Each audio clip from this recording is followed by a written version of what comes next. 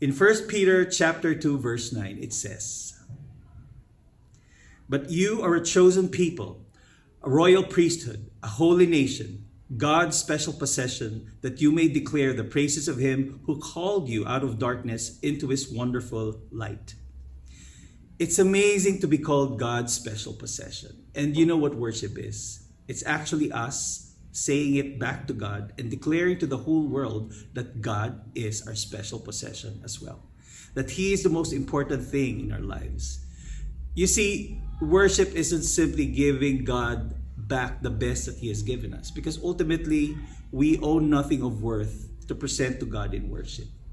Worship is surrendering our very selves and giving full ownership to God, allowing us to truly become his special possession. Let's worship.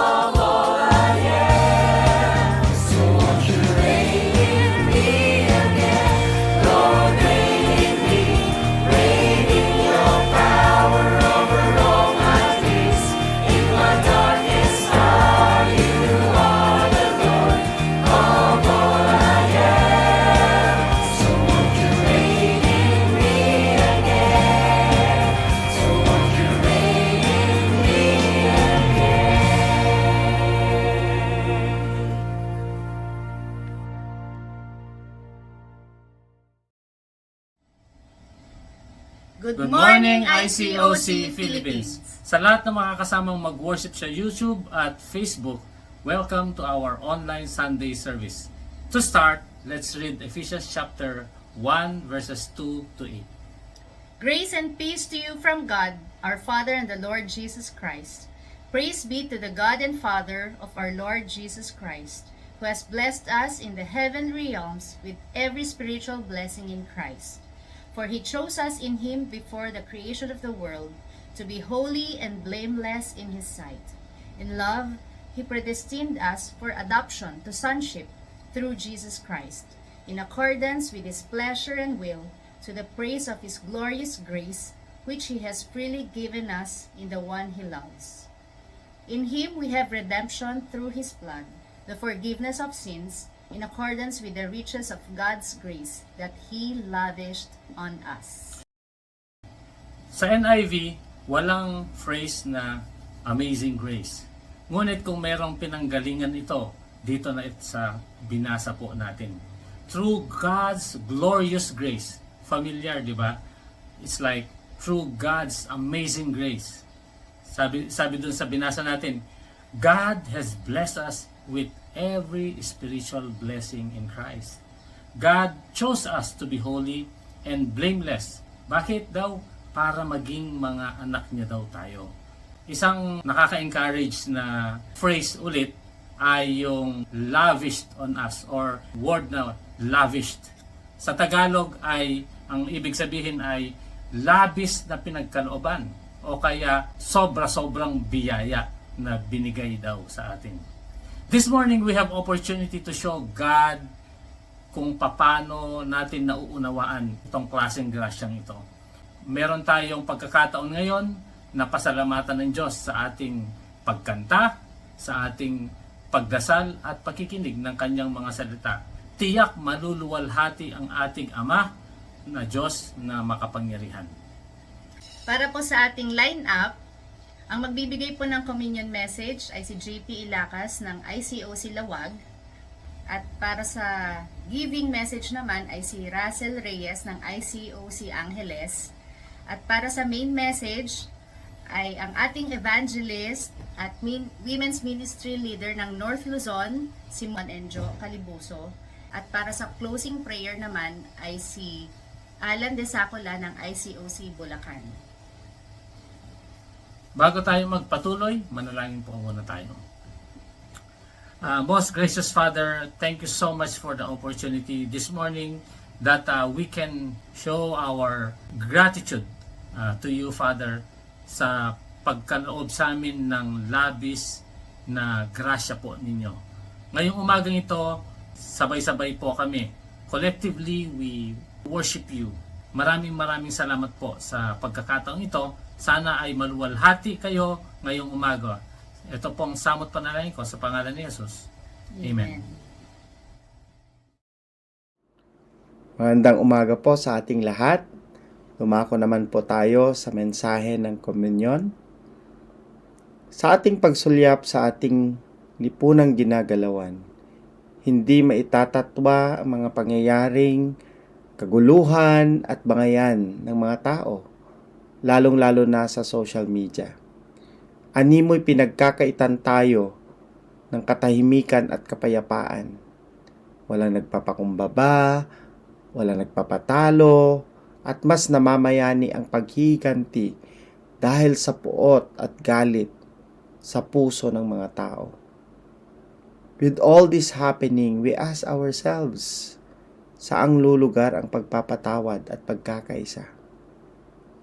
Sa Biblia, makikita natin ang isang kakaibang pagpapatawad. Dahil dito nakamtan ang kapatawaran na nagdulot ng kapayapaan ng kalooban ng mga tao. Let's read our scripture from Ephesians chapter 4 verse 32. NIV version. Be kind and compassionate to one another, forgiving each other, just as in Christ God forgave you. Sa Tagalog, sa halip maging mabait kayo at mawain. Magpatawad kayo sa isa't isa tulad ng pagpapatawad sa inyo ng Diyos dahil kay Kristo. In our scripture, Paul is urging the believers to put away the behaviors that causes division, such as bitterness, anger, and malice. These emotions and actions break relationships, both with God and with others. Instead, Paul calls us to put on Christ-like virtues, especially kindness, compassion, and forgiveness. Why forgiveness? Because forgiveness reflects the heart of God. Jesus demonstrated the ultimate act of forgiveness when He willingly went to the cross, forgiving us of our sins, even when we did not deserve it. As we receive this forgiveness, we are called to extend it to others. Sa ating mundong ginagalawan, forgiveness is essential to maintain close relationships. We all need forgiveness, and we all need to grant forgiveness because we all sin and we all have been sinned against others. But asking for and granting forgiveness are not an easy task. Mahirap gawin. It is not an easy subject to practice, especially on emotional level. The deeper you have been hurt, the more difficult it is truly to forgive. Totoo po yan. But in Christ, seeking and granting forgiveness are not optional. So, brothers and sisters, it is vital for us as Christians to deal with understanding and practicing forgiveness. And what does it mean to ask forgiveness or to forgive someone? You know, there's a lot of misunderstanding here. In the world, saying sorry is the world's substitute for asking forgiveness. Wala itong pag-amin o paghingi ng tawad sa kasalanan. Ngunit, sa biblikal na pagpapatawad, inaamin ng nagkasala ako sa iyo at humihingi ako, patawarin mo ako. Ang taong nasaktan ay dapat tumugon sa pamamagitan ng pangako, pinapatawad kita. This is very different than just saying you're sorry. And Paul says that we are to forgive each other, just as God in Christ also has forgiven us. God didn't say, hey, don't worry about it. Don't worry about it. We all make mistakes. He didn't just brush our sin aside. You know, mga kapatid, rather, our sin renders us truly guilty before God's holy justice. We have violated His holy law. He requires that the penalty be paid. But in love, He sent His own Son to bear the penalty that we deserve. And He is reconciled to the sinner through the blood of Christ. How about us? Do we practice biblical forgiveness just as Christ taught us? On a personal note, mga kapatid, I thought saying sorry or asking for an apology is enough. But there is even more important to do, and that is acknowledging your sin, your mistake, or fault before God and towards other people. Sometimes, if not most of the time, it is easy to say sorry, but it is difficult for us to admit yung kasalanan natin, yung pagkakamali natin against other people. Ako personally, madali akong mag-blame shift without taking responsibility doon sa nagawa kong pagkakamali o pagkakasala. In fact, ito yung madalas na bumps naming mag-asawa. Dahil lagi kong sinisisi yung aking asawa sa mga bagay-bagay. Lagi kong tinitingnan yung pagkakamali niya instead of yung sarili ko muna yung tingnan ko. But thank God, through the grace of God, and lalo na yung kanyang mga words, I am now learning to take responsibility sa aking mga kasalanan. Brothers and sisters, if God has used this message to put on your heart in relationships where you need to ask forgiveness or grant forgiveness, I urge you not to delay anymore. You can ask God for ways to show kindness to the offender. You can be ready to forgive and restore the relationship. Sa ating mundong ginagalawan, naway maging instrumento tayo na may pakita na ang paghingi ng kapatawaran at pagpapatawad ay posible at merong taglay na kapangyarihan na pwedeng makapagbago ng tao. Brothers and sisters, as we take part in our communion today, let's examine our hearts. Are we holding on to bitterness, anger, or unforgiveness? Is there anyone we need to forgive as God has forgiven us? Mga kapatid, communion is a moment for us to surrender those burdens and receive the peace that comes from forgiveness. As we take the bread and the wine, let's remember the forgiveness we receive through Christ, and let that move us to forgive others, to live in unity, and to show kindness and compassion, just as He has shown to us. Let's pray for our communion. Ama naming Diyos na makapangyarihan, kami nagpapasalamat sa inyong walang kaparis na awa. Kahit kami makasalanan, ang pagmamahal mo ay wagas. Maraming salamat sa kapatawaran ng aming mga kasalanan sa pamamagitan ni Jesucristo. Naway tularan namin siya na maging mapagpatawad sa aming kapwa. Basbasan ninyo ang tinapay at ang alak na siyang simbolo ng pagmamahal at sakripisyo ng anak ninyong si Jesucristo para kami mapatawad.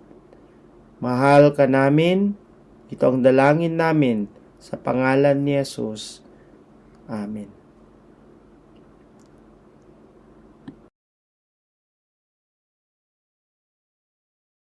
Everyone needs compassion, a love that's never failing. Let mercy fall on me. Everyone needs forgiveness, the kindness of the Savior, the hope of nations. Savior, He can move the mountains. My God is mighty to save. He is mighty to save. Forever, author of salvation. He rose and conquered the grave. Jesus conquered the grave. So take me as you find me, all my fears and failures. Fill my life again. I give my life to follow everything I believe in. Now I surrender. Savior, He can move the mountains. My God is mighty to save. He is mighty to save. Forever, author of salvation. He rose and conquered the grave. Jesus conquered the grave. Shine your light and let the whole world see. We're singing for the glory of the risen King. Jesus, shine your light and let the whole world see. We're singing for the glory of the risen King.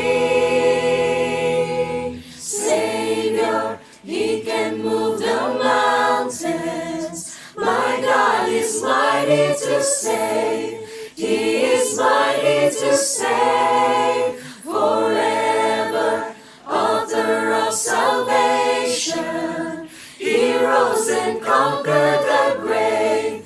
Jesus conquered the grave. Savior, He can move the mountains. My God is mighty to save. He is mighty to save forever, author of salvation. He rose and conquered the grave. Jesus conquered the grave. Shine your light and let the whole world see. We're singing for the glory of the risen King. Jesus, shine your light and let the whole world see.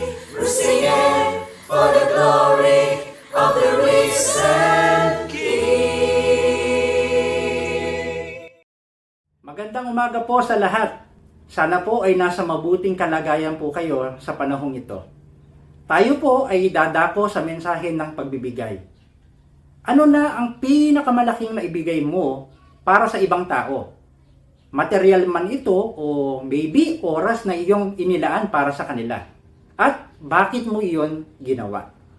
Tunghayan po natin sa Biblia ang isang halimbawa ng isang generous giver.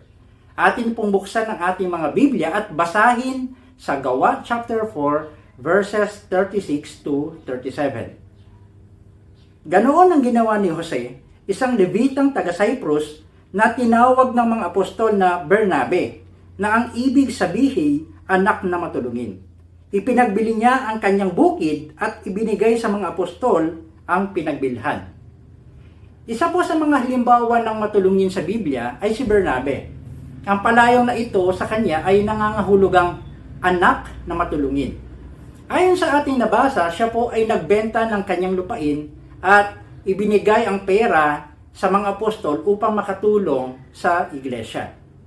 Hindi siya napilitan, bagkus bukal sa kanyang puso ang pagbibigay sapagkat alam niyang ang kanyang kayamanan ay hindi sa lupa kundi sa kaharian ng Diyos. Ang mapagbigay na puso ni Bernabe ay refleksyon po ng sinasabi ng Panginoong Hesus na mag-impok tayo ng kayamanan sa langit na hindi sisirain ng insekto ni kakainin ng kalawang at hindi mananakaw. Sapagkat kung nasaan daw ang ating mga kayamanan, naroroon din ang ating puso.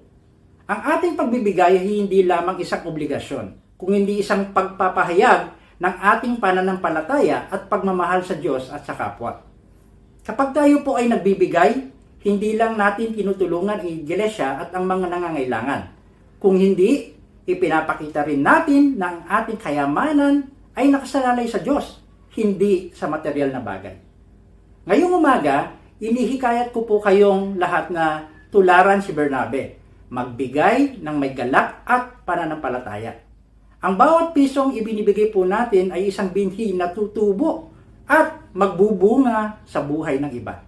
Huwag po tayong magsawa na mag-impok ng kayamanan sa langit dahil iyan ay nagbibigay kaluguran sa ating Panginoon. Samahan niyo po ako sa isang panalangin. Panginoon, maraming salamat po sa patuloy mo pong pagtuturo sa amin na magkaroon ng puso na mapagbigay kagaya ng puso ni Bernabe. Maraming salamat po muli sa pagkakataon ngayong umaga na may exercise po namin yung area ng pagbibigay na ito. Dalangin ko, Panginoon, na basbasan mo ang aming puso at sana po makatulong yung aming ibibigay sa kapakanan ng aming iglesia at sa mga kapatid po namin higit na nangangailangan kaysa sa amin. Maraming salamat po at dalangin ko po ito sa pangalan ni Jesus, aming tagapagligtas. Amen.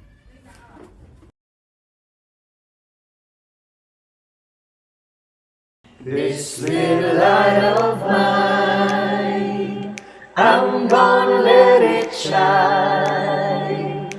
This little light of mine, I'm gonna let it shine. This little light of mine, I'm gonna let it shine. Let it shine, let it shine.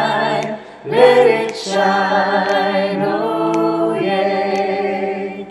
When I go to church, I'm gonna let it shine. I'm gonna let it shine. When I When I go to go to church, I'm gonna let I'm it gonna let it shine. shine. When I go to church, When I go to church, I'm gonna let it shine. oh yeah, Let it shine. let it shine, Let it shine. let it shine, Let it shine. let it Oh, shine. Come on. When I go to work, Don't you know that I'm gonna let I'm it gonna shine. let it shine. When I go to When I go to work, I'm gonna let I'm it gonna let it shine. shine. When I go When to I go to work, I'm gonna let I'm it gonna shine. let it Let it shine. shine. Let it Let it shine. shine. Let it shine. Let it Let it shine. Oh, shine. yeah. We preach and teach the tides on the beach. Singing. I'm gonna let I'm it gonna let it shine. shine. We teach and preach the tides on the beach. Singing. I'm gonna let I'm it gonna let it shine. We teach shine. and preach the Oh, tides oh, on the beach. yeah. I'm gonna let I'm it gonna shine. let it shine. Let it shine. Let it shine. Let it shine. Let it shine. Let it Yeah. shine. Oh, yeah. So everywhere I go, Everywhere everywhere I go, I'm gonna let I'm it gonna let it shine. shine. Everywhere I go, Everywhere I go, I'm gonna let it shine. yeah, yeah. Everywhere I go, I'm gonna let it shine. Let it shine. Let it shine. Let it shine. Oh yeah. So This little light of mine, know that I'm gonna I'm let it gonna let it shine. shine. This little light This of little light of mine, mine, oh I'm gonna yeah, let it gonna let it shine. shine. This little light of mine, Singing. I'm gonna let it shine. Let it shine. Let it shine. Let it shine. Oh yeah. Let it shine. Let it shine. Let it shine. Let it shine. Let it shine. Oh yeah.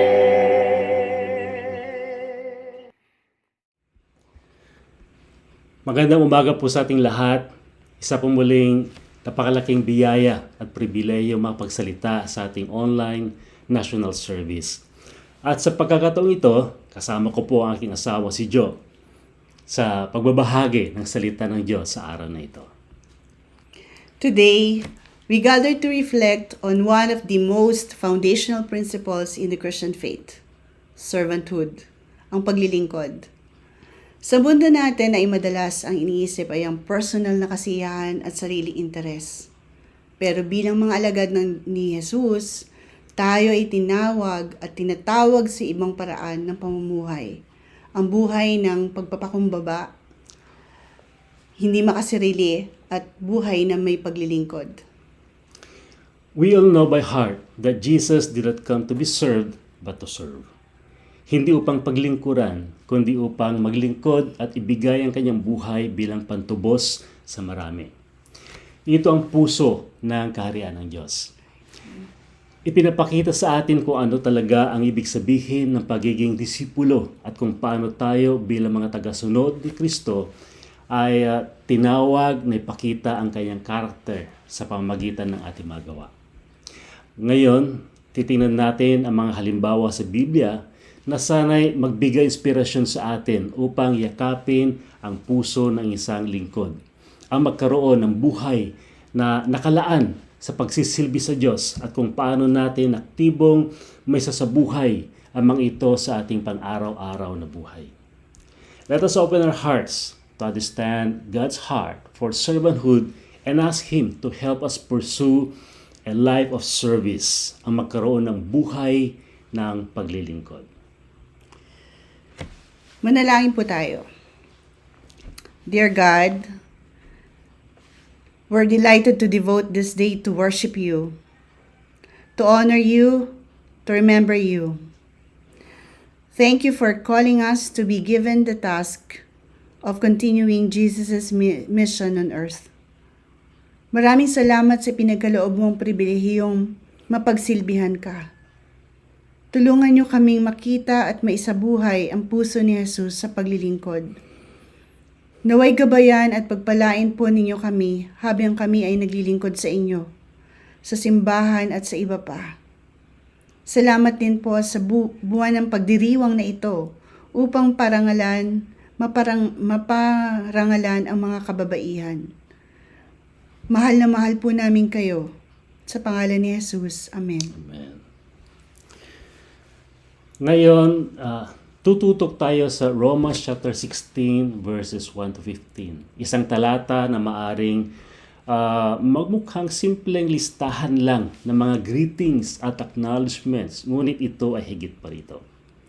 Dito, pinahayag ni Apostol Pablo ang tungkol sa isang grupo ng mga tao, mga lalaki at babae, na ang kanilang mga buhay ay minarkahan ng isang makapangyarihang katangian, ang paglilingkod. Basahin po natin sa Romans chapter 16 verses 1 to 15. Itinatagubilin ko sa inyo ang aking kapatid na si Phoebe, na isang tapaglingkod ng iglesia sa Cenchrea. Tanggapin ninyo siya alang-alang sa Panginoon, gaya ng nararapat nating gawin bilang magkakapatid. Tulungan ninyo siya sa anumang pangangailangan niya sapagkat marami siyang natulungan at ako isa sa mga iyon. Ikumusta ninyo ako kina Priscilla at Aquila na mga kamanggawa ko kay Kristo Jesus. Itinaya nila ang kanilang sarili sa panganib upang iligtas ang aking buhay at hindi lamang ako ang nagpapasalamat sa kanila, pati na rin lahat ng iglesia ng mga hentil. Ikumusta rin ninyo ako sa iglesia nagtitipon sa kanilang bahay. Ipaabot din ninyo ang aking pangungumusta sa mahal kong kaibigang si Epeneto na siyang unang sumampalataya kay Kristo doon sa Asia. Ikumusta ninyo ako kay Maria na matyagang naglilingkod para sa inyo. Ikumusta ninyo ako sa mga kababayan kong sina Andronico at Junia na nakasama ko sa bilangguan. Sila'y kilala ng mga apostol at naunang naging Kristiyano kaysa sa akin. Ikumusta ninyo ako kay Ampliato na aking minamahal sa Panginoon, kay Urbano na kamanggawa natin kay Kristo at sa mahal kong kaibigang si Estaquis. Ikumusta rin ninyo ako kay Apeles na subok ang katapatan kay Kristo, sa pamilya ni Aristobulo, sa kababayan kong si Herodion at sa mga kapatid sa Panginoon sa sambahayan ni Narciso. Gayon din kina Trifena at Trifosa na mga lingkod ng Panginoon at sa mahal kong kaibigang si Persida na tapat na naglilingkod sa Panginoon. Binabati ko rin si Rufo na magiting na lingkod ng Panginoon at ang kanyang ina na para ko na rin ina. Gayon din sina Sincrito, Plegonte, Hermes, Patrobas, Hermas at sa mga kapatid na kasama nila. Binabati ko rin sina Filologo, Julia, Nereo at ang kanyang kapatid na babae. Gayon din si Olimpas at sa lahat ng kapatid na kasama nila. Pagbatian kayo bilang makakapatid kay Kristo ng banal na halik. Binabati kayo ng lahat ng mga iglesia ni Kristo. Sa binasa natin, binanggit ni Pablo ang isang grupo ng mga taong nagpapakita ng buhay ng paglilingkod. Ang kanilang buhay ng tapat na paglilingkod sa Diyos at sa komunidad ng mga mananampalataya ay isang modelo para sa ating lahat. Ang buhay ng paglilingkod ay hindi lamang tungkol sa malalaki at nakikitang gawain, kundi pati na rin sa maliliit na pang-araw-araw na paraan na ginagamit ng Diyos ang mga tao upang palaguin ang kanyang kaharian at itaguyod ang kanyang simbahan. Ang mga taong binanggit ni Pablo ay mapagpakumbaba, tapat at may sakripisyo sa kanilang paglilingkod. At sa pamamagitan nila, mas napabuti at napalakas pa ang paglilingkod ni Pablo sa Diyos at sa mga simbahan. Dito natin natututunan ang kahalagaan ng mga personal na relasyon, ng kooperasyon, ang paggawa ng magkakasama para sa isang layunin at pananaw, at ang halaga ng pagpapalakas ng loob sa isa't isa. Una, tatalakayin ko ang tungkol sa paglilingkod sa pamamagitan ng suporta at pagkakaisa. At si John naman, ang aking asawa, ay magsasalita tungkol sa paglilingkod na walang hangganan bilang paggalang sa mga tapat na naglilingkod ng ating mga kapatid na babae sa simbahan. Ang ating first point, service through support and partnership. Yung paglilingkod sa pamamagitan ng suporta at pagkakaisa. Sa mga talatang ito na binasa natin, binigyang diin ni Pablo ang mga individual na naglingkod sa pamamagitan ng pagsuporta at pagkipagtulungan sa ministry. Naglaan si Pablo ng oras upang isulat sila kasama ang konting explanation. Ibig sabihin, kilala sila ni Pablo at personal niyang alam kung ano ang kanilang ginagawa para sa simbahan. Si Phoebe, halimbawa, ay pinupuri para sa kanyang paglilingkod sa simbahan at sa ministry ni Pablo. Ipinakita nito na ang paglilingkod ay hindi lamang tungkol sa direktang gawain sa ministry, kundi pati na rin sa pagsuporta sa iba na gumagawa ng gawain ng Diyos. Ganon din sina Aquila at Priscilla na nagbuwis ng kanilang buhay para kay Pablo.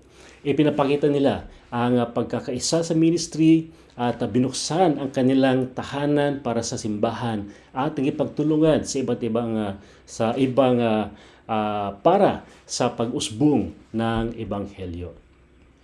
Ang sumunod na bahagi ng talata ay naglista ng ilang individual na naglingkod sa pamamagitan ng kanilang pagpapagal at sakripisyo. Madalas sa mga paraan na hindi gaano kitang-kita ngunit pareho lang na mahalaga.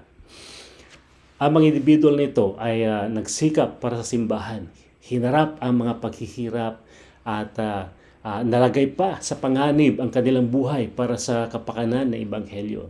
Halimbawa, sina Andronicus at Junia ay naging mga bilanggo dahil sa pananampalataya at si Maria ay nagsikap para sa mga mananampalataya. Ang kanilang paglilingkod ay minarkahan ng katapatan, dedikasyon at sakripisyo na nagpapakita na ang paglilingkod sa karya ng Diyos ay madalas na nangailangan ng perseverance at commitment kahit na sa mga mahihirap na kalagayan. Ang mga pangalan na binanggit ni Pablo dito ay mga lalaki at babae na aktibong naglilingkod sa simbahan o meron silang active service. Ngunit hindi ibig sabihin nito na ang passive na pagsuporta sa simbahan ay hindi mahalaga. Passive, ito yung mga hindi nakikita mga gawa o paglilingkod. Ang active at passive na paraan ng pagtulong sa ministry ay parehong mahalaga. Ano ba ang ilang halimbawa ng active na paraan ng paglilingkod? Nandyan yung ating pagbigay ng mga kakayahan sa pamumuno at pangangasiwa, leadership and administration.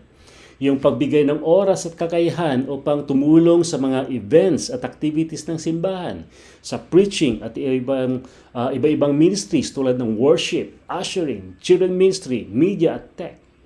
Pagsali sa iba't ibang mga evangelistic activities gaya ng community evangelism at campus Bible talks. Yung pag-lead o pag-assist sa mga Bible studies ng mga kaibigan natin. At syempre yung mentoring ng mga kabataan, lalo na sa mga teens. Ngayon, ano naman yung mga halimbawa na mga passive na paraan ng pagsuporta sa simbahan? Syempre, nandiyan yung ating regular na pag-attend ng church gatherings gaya ng Sunday service at devotionals. Ito ay hindi lang pagpapakita ng commitment, kundi pati na rin ng suporta. Yung pag-participate sa mga classes, workshops at mga activities ng simbahan.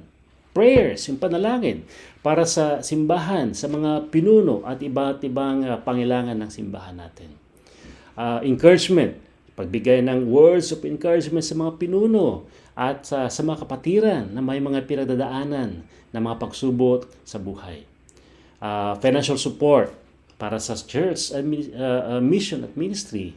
At siyempre yung benevolence, yung pagbigay ng tulong sa mga mga kapatiran na may mga pangailangan. Ang active at passive na pagsisilbi at pagsuporta ay parehong importante. Pero dahil sa patuloy na lumalaki ang ating simbahan, dumarami ang needs in various areas na ministry natin. Kailangan po natin ng mas marami pang aktibong tumutulong, nagsisilbi sa ating simbahan, serving both passively and actively.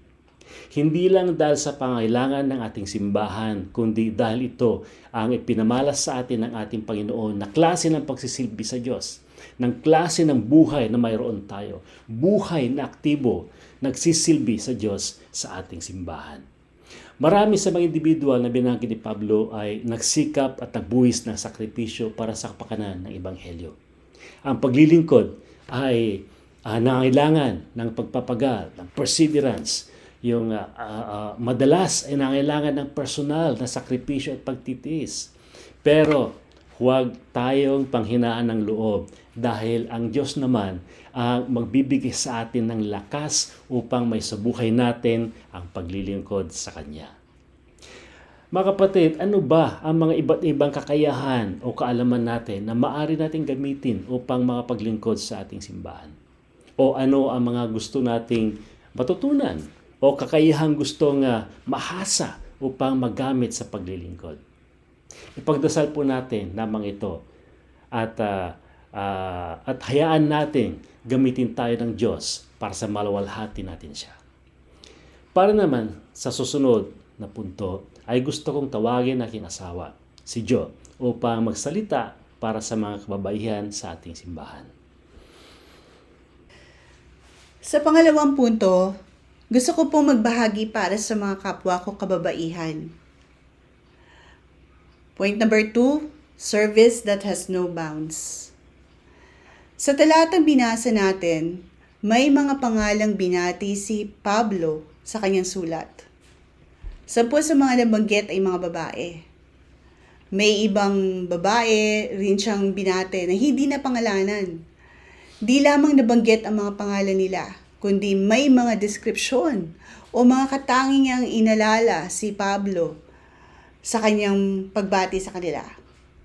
Ang ilan sa mga nabanggit ay si Phoebe, si Priscilla na asawa ni Aquila, Maria, Trifena, Trifosa, Persida, ina ni Rupo, Julia, kapatid ni Nereo at Olimpas, at iba pa. Sila ay mga sisters na may malaking naitulong at naglingkod sa simbahan. Ang nasabi ni Pablo sa kanyang sulat ay pagpapadama ng pasasalamat at pagpaparangal sa mga pagsisilbi ng mga sisters na ito. Sa panahong iyon, ang mga kababaihan ay di masyadong pinapahalagahan.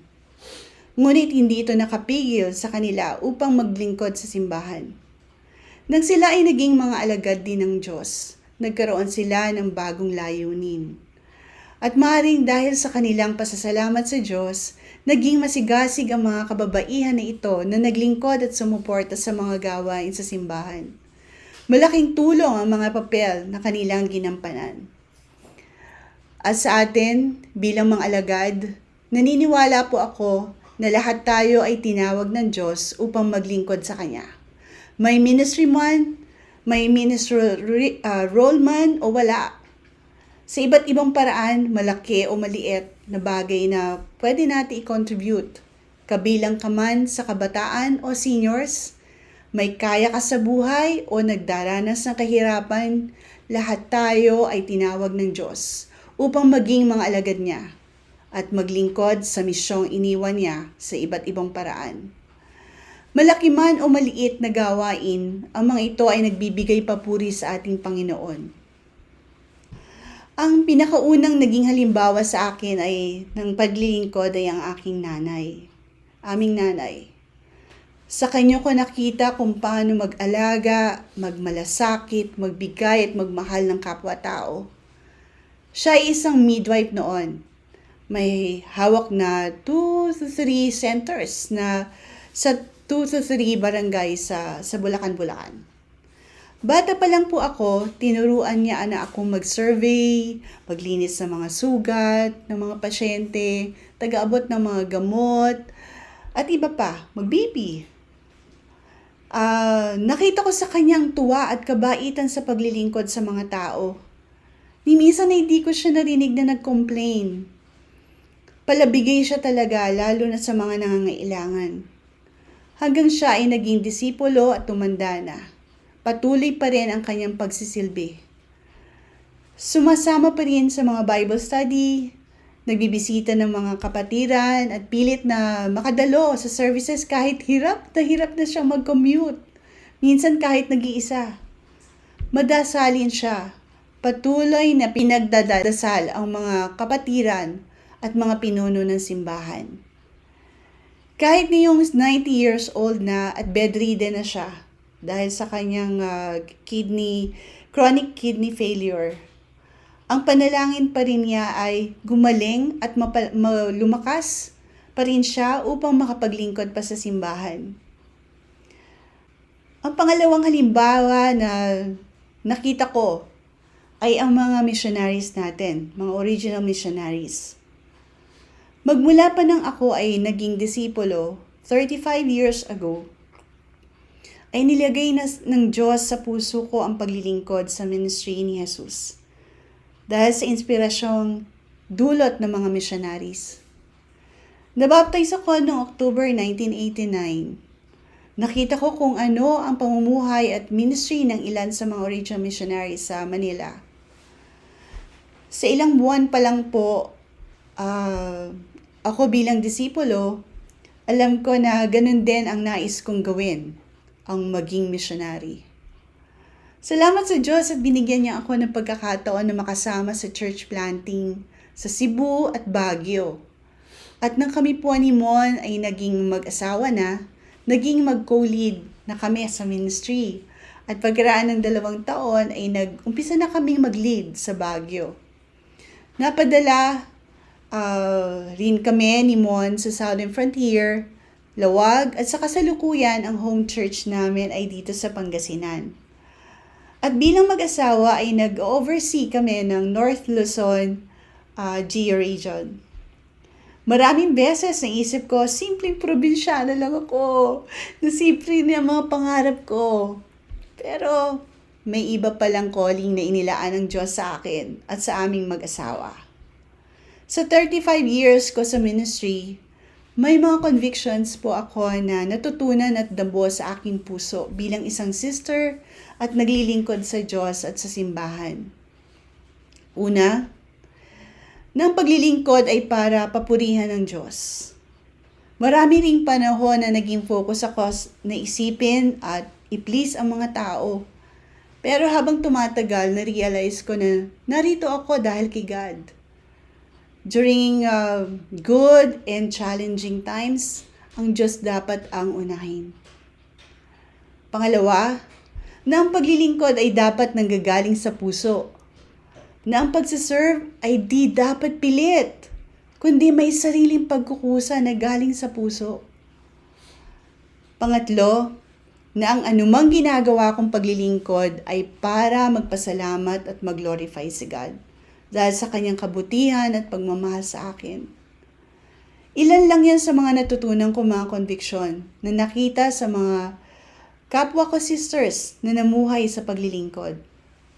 At sa pagkakataong ito ay gusto kong pasalamatan at parangalan ng mga kapwa ko kababaihan sa simbahan.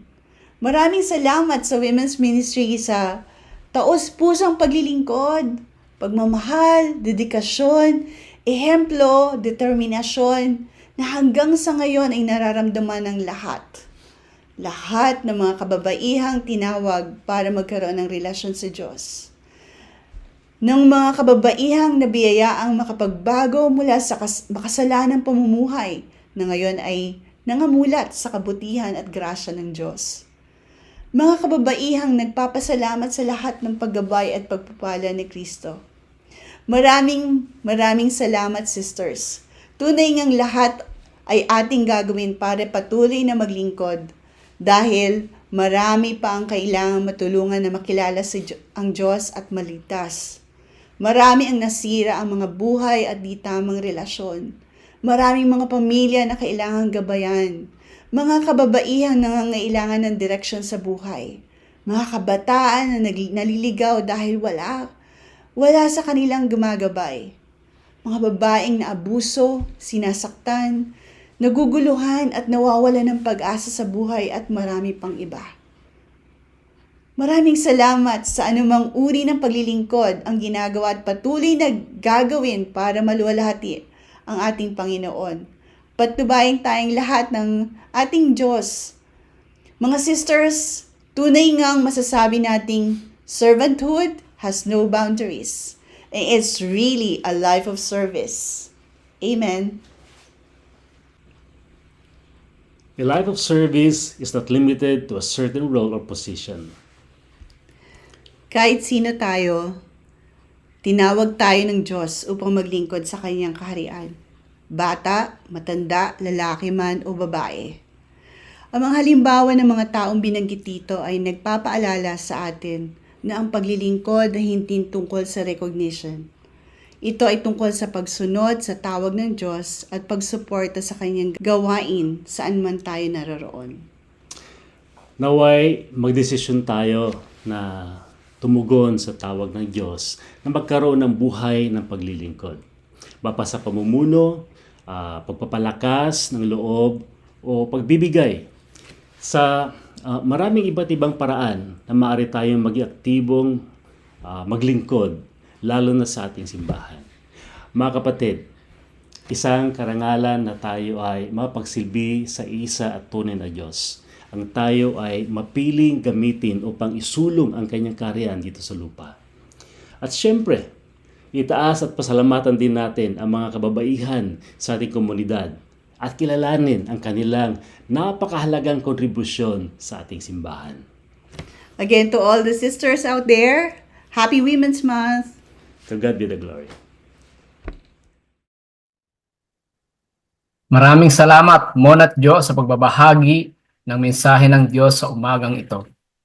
A life of service. Salamat din kay JP sa pagbabahagi ng mensahe ng komunyon. Kay Russell sa benevolence message. Manalangin po tayo sa pagtatapos ng ating pagsamba. Dakilang Diyos Ama sa langit, pagpupuri at pasasalamat ang tanging alay namin sa araw na ito. Salamat dahil may isang Diyos na buhay na tunay na nagmahal sa amin sa kabila ng aming mga pagkukulang.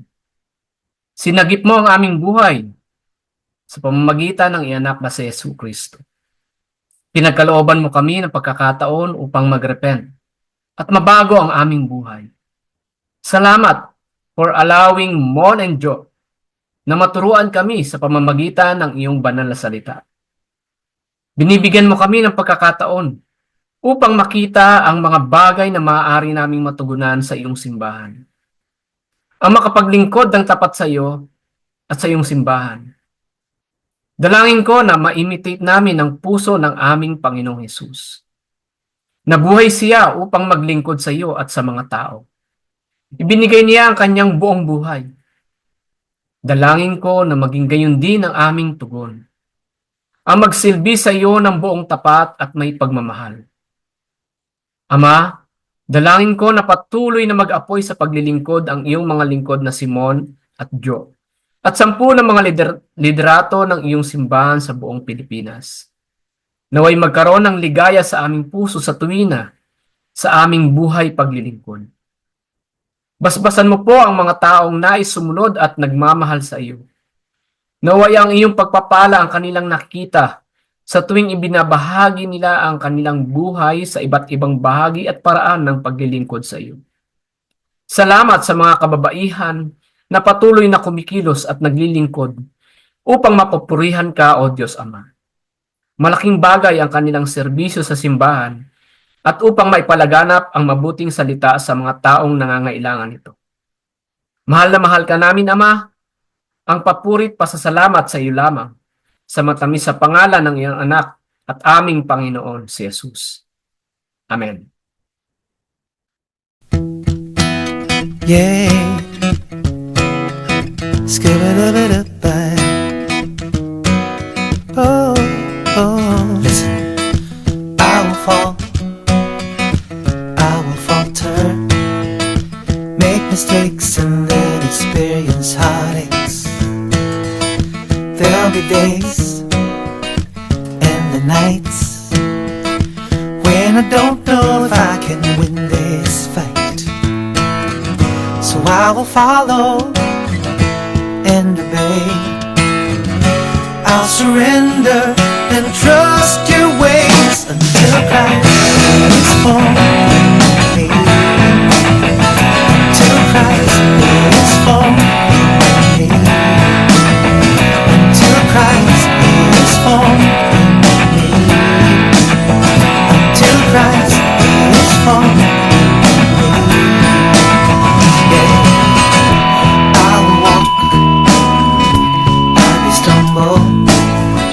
There'll be times in my life that I'll be humbled by your mercy, by your grace. Rising from the ashes, I'll see your face. So I will follow and obey. I'll surrender and trust your ways until Christ is formed. Yeah. Until Christ is formed in me. Until Christ is formed in me. Until Christ is formed in me. Lord, give me strength and understanding